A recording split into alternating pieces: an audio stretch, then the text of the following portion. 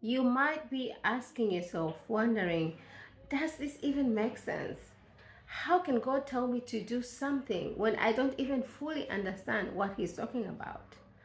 Listen, when it comes to God calling you to do something, you are either doing it, either you're executing it, or you are making excuses. I'll give you two examples. Example number one is Noah. Noah was asked by God, was told by God to build an ark, and he was told to build an ark because there was a great flood that was coming. Now, imagine at the time they hadn't experienced rain, so the concept of rain, floods didn't make sense to them. If they didn't even know what rain was, imagine understanding or believing that a flood is coming. I think when people saw Noah building the ark and asked him, "What is this for?" and him explaining to them that this is in preparation for a great flood that is coming, they probably called him crazy. They probably thought it didn't make sense. Remember, they didn't know what rain was. So, let alone telling them that a great flood is coming, it did not make sense at all. But guess what? Noah obeyed and did it anyway by faith. Because you don't have to understand the full picture, you don't have to understand everything for you to finally commit to doing what God is calling you to do. For you to finally obey and go forth and doing the things that He is calling you to do. The second example would be Abraham. Abraham had waited for the covenant child, which is Isaac, for a very long time. I think it was 25 years. And all of a sudden, he has raised this child.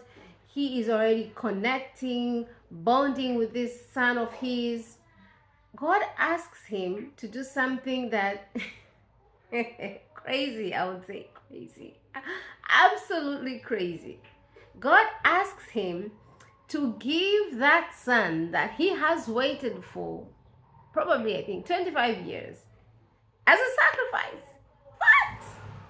It doesn't make sense. It doesn't make sense at all. Like, it does not make sense. And probably it was not probably, it was basically he was telling him, I want you to kill your son, because that's what a sacrifice was for. So imagine God had told him in the past that I will make you a great nation. You will grow into a powerful, great nation. And how is that done? Through reproduction, right? Through children. And as much as he had already gotten Ishmael in the past, but he knew for a fact that Isaac is the covenant son, and it is through Isaac that Abraham would that the promise that God gave to Abraham will be fulfilled. So it didn't make sense that the promise that God gave that will be fulfilled through Isaac was about to be was about to be cut off. Because what do you mean? You gave me this son and you said it is going to make me a great nation, and he is the covenant son, and then you want me to kill him. It doesn't make sense. But guess what? Abraham obeyed and trusted God. It didn't make sense to him, but he said, you know what? I will trust you. I will obey you. His son is asking him as they are on the way on to the mountain to give the sacrifice, Dad, we have the wood, we have everything ready. Where is the sacrifice? His father says, I think God will provide. And then them getting there to the place where they're supposed to give the sacrifice. Imagine his father, I don't know, did he tell him that you are the sacrifice, or did he just grab him, tie him up? Because the Bible explains even the fact that he tied him up upon the wood. Oh my goodness. And Isaac had to be one obedient son.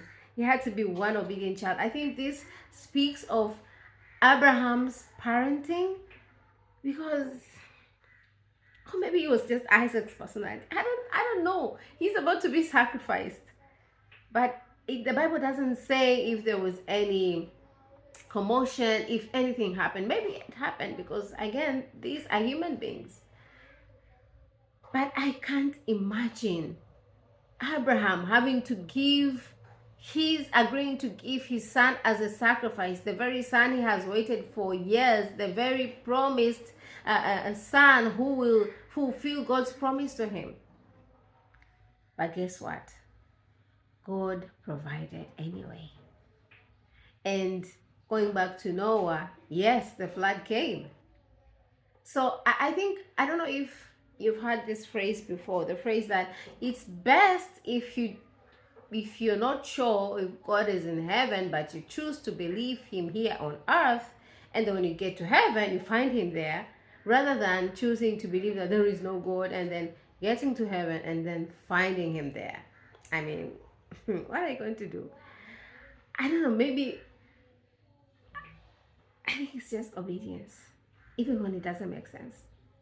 Even when God is telling you to do something in a season where doing that thing doesn't make sense.